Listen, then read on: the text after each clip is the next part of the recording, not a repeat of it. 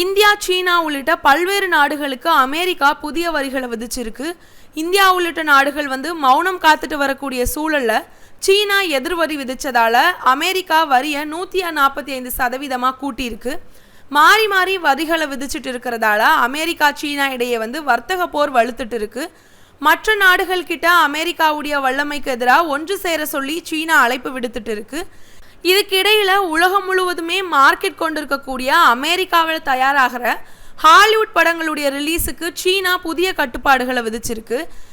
சீனாவில் தேசிய திரைப்பட நிர்வாகம் நேற்று வெளியிட்டிருக்கக்கூடிய அறிவிப்பில் ஹாலிவுட் திரைப்படங்களுடைய வெளியீட்டை குறைக்க முடிவு செஞ்சிருக்கிறதா கூறியிருக்கு.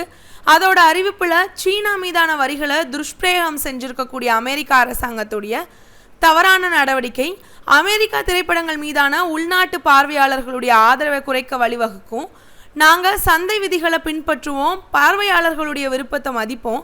ஆனால் இறக்குமதி செய்யப்படக்கூடிய அமெரிக்க படங்களுடைய எண்ணிக்கை மிதமாகவே குறைய போகுது அப்படின்னு கூறியிருக்கு. இதனால் சீனாவில் ஹாலிவுட் படங்களுக்கு இருந்த சந்தை வெகுவாக பாதிக்கப்படும் அப்படின்னு நிபுணர்கள் தெரிவிக்கின்றனர்.